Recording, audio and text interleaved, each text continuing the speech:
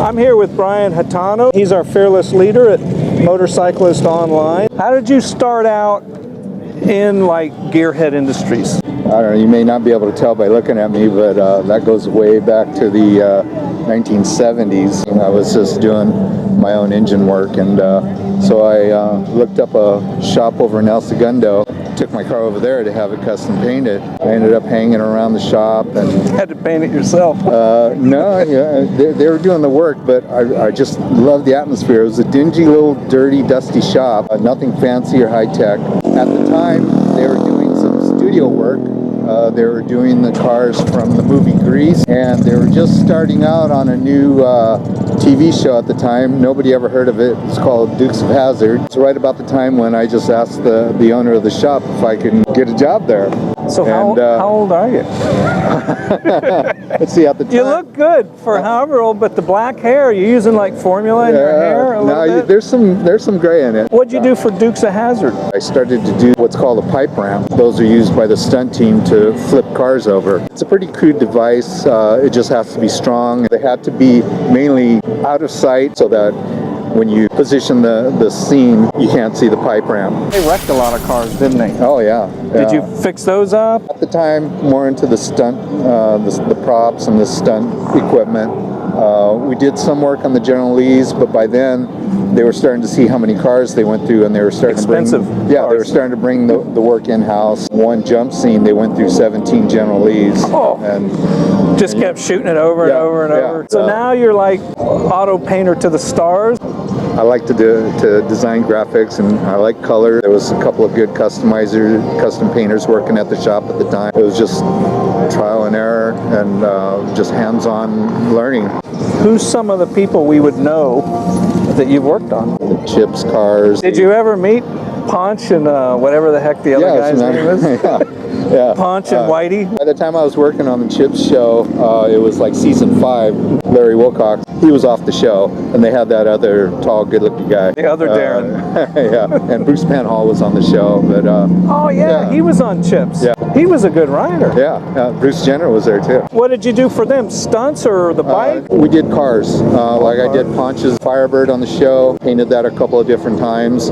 The shows were really low budget, and they would want to use the car for a different scene, so we'd take Punch's car and paint it a different color. Now it's the criminal's car. Yeah, exactly. You know? And then when it was ready to be Punch's car again, we'd have to repaint it back. Yeah. The studio work was fun. Seeing my paint jobs on the TV, it was kind of a it was a cool thing. But I mean, the shows kept coming one after the other. BJ and the Bear, Mark and Mindy. Good Lord, you're like a 1980s historical artifact. Yeah, I don't know if you remember Streets of Fire. We did the movie Mask with Cher. Yeah. Are you still painting? Are you still doing it? I don't paint too much anymore. I can. I've painted, my bike recently. My Suburban needs a paint job. Okay. So back then I was doing a lot of custom cars. The magazine guys were coming over, guys from Popular Hot Rodding, Hot Rod. They would send their editors over to the shop to do how-to articles or to feature the cars that I painted. I was seeing that, what these guys are doing, and that work started to intrigue me. And you're thinking, I could do that. That looks pretty easy. Yeah. And it is. I started talking to one of the editors of Popular Hot Rodding, and I said, instead of you coming here every day shooting every step of this dent repair we were doing, I could do it. They liked that first article, so I did a series called the Body Shop Series, and I was still doing custom paint jobs. I used to try and custom paint motorcycles. I had a little Binks. It was brass and it had a little handle, and it was a little spray brush, and I would do like little designs on the gas, and it looked like crap. Yeah. But you ever do real heavy metal flake and stuff like Bass Boat metal flake and stuff like the lowriders run? Yeah, it wasn't. That stuff's heavy, isn't it? Like it sags and you put it on and it wants to I did a few flake jobs. They're just so time consuming, and the thing with those is the material buildup is so thick on it, they don't last long or they're delicate. I was more into the candies and pearls at the time, or just graphics. Did you find that you make a lot more money custom painting than you do like working for a magazine, or does it work out? No, there wasn't that much money in it for me. I mean, a lot of time. If you broke it down. Maybe if I, went the shop owner route, I could have, really made a living out of it. But I didn't want that end of the business. I wanted to hang up my spray guns and go and work at magazines. I got a job as a feature editor for Custom Modder Popular Cars magazine there. Did you ever take any writing classes, or because no. A lot of people like go to journalism school, and I know I just started writing crap, and when you first start out, it's just everything's wrong, and you got to learn how to write and punctuation and spelling and all that crap. No, I don't even have a college degree. You're working for the magazine, you're a feature editor, and you pretty much got the world is your oyster now. Yeah. Well, I mean, this is cool, because this is when magazines were like real important and big deal. It was like, there was no internet back then, no social media.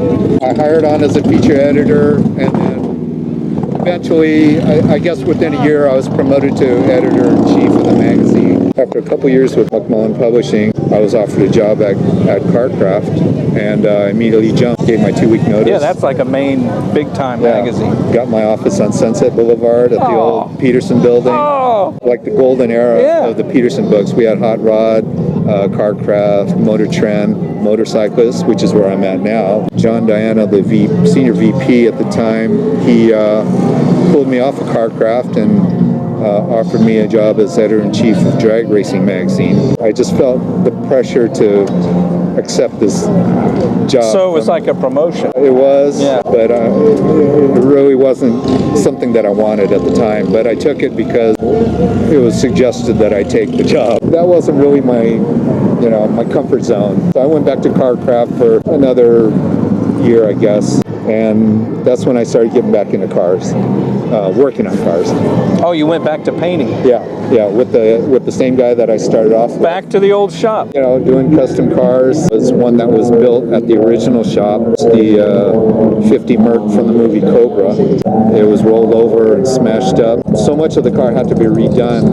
So that was, something that I was doing on and off for the first couple of years there. Let's see, we did the first Fast and Furious movie. We did Too Fast, Too Furious. Did that Vin Diesel movie, Triple X. We were getting a reputation for doing the studio stuff again. We had a couple of interesting motorcycle builds with Boss Haas. I think we have some photos of it on Facebook. A whole custom frame and everything, and all metal gas tank. Everything was redone except the only part of the Boss Haas I used was the neck, steering head, and the proprietary 2-speed transmission. We had a pretty good relationship going with the owners of Boss Haas at the time, and they needed some help promoting that bike. We got in touch with Jay Leno, and everybody's in touch with Jay Leno. Yeah, they agreed. The guy's like all over the place. They agreed to give him a Boss Haas, but there had to be kind of a twist to it. On our end, I agreed to do a custom paint job for free. Jay came down to the shop, and that's how we kind of got to know Jay. Did you do any more besides the Haas for him? Well, our shop had a full CNC machine shop, so we were doing a lot of parts for some of his restorations, but we didn't do any more motorcycles for him. So you're having burgers at Jay's house. Yeah. You're dogging it now. You're just living the life. It's all going great. Yeah. This story has no sad ending, does it? It doesn't really have an ending. It just keeps going on and on. I was still involved in writing. Who were you working for about this time? I was actually writing a couple of books. My employer at the time had more of a recognizable name. I was ghostwriting for him. Can we say who that is? Or Eddie no? Paul. Eddie Paul. So I did a couple of his books on custom painting, custom bodywork. How'd you end up at Motorcyclist? I was doing the studio and custom car work for another 10 years, and I think this can't be real. Yeah, it was about. In theory, you should be about 140 years old. I've been keeping track. I think I'm getting close to it. Around 2007, I needed to take some time off for medical reasons. All those paint fumes. It could be. 30 years of breathing paint. Yeah. So I took a year off. I took a year off, just not working. And by the time I was ready to go back, 2008, the economy wasn't doing too well. And so I said, you know, it's time to get back into publishing. You know, after all the years at Peterson and McMullen, you know, I had a lot of contacts, popping in to people's offices, shaking hands, and letting them know that I wanted to get back into it. I got that opportunity with a magazine called Super Street Bike. They had a lot of neat pictures of guys doing stoppies.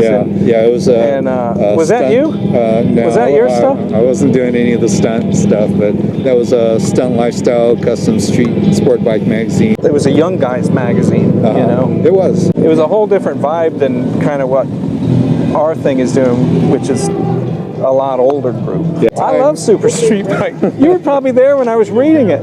Yeah, yeah. God, you're like Forrest Gump. How long were you at Super Street Bike? I was there for a couple of years. That was the time when Bonnier Corp was buying all of the motorcycle magazines from Source, and Super Street Bike did make the cut. I'm noticing a pattern in your career. You can't hold a job for more than like 10 or 15 years. Just a couple months passed by, and I got a call from Mark Cook, who was the editor-in-chief of Motorcyclist. Now you're getting to me.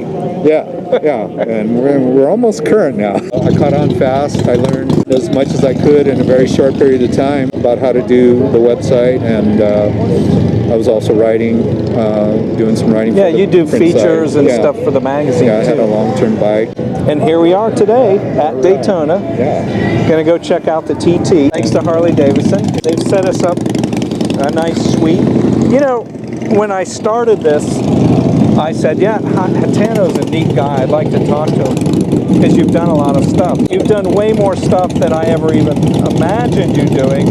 And it makes me feel bad because all I've done is like wake up every morning. And you've done so many different phases of, I don't know what you call it, gear culture, auto culture, you know, that kind of thing. It's just a hell of a thing, you know, and I'm just amazed by it. It's kind of a thrill to meet you. Well, that's pretty cool. You know what's really going to piss you off? My Suburban. I rolled it with a roller. Oh, wow. Okay. All right, Brian, let's go watch some racing. All right, Joe. Sounds good. Thank you.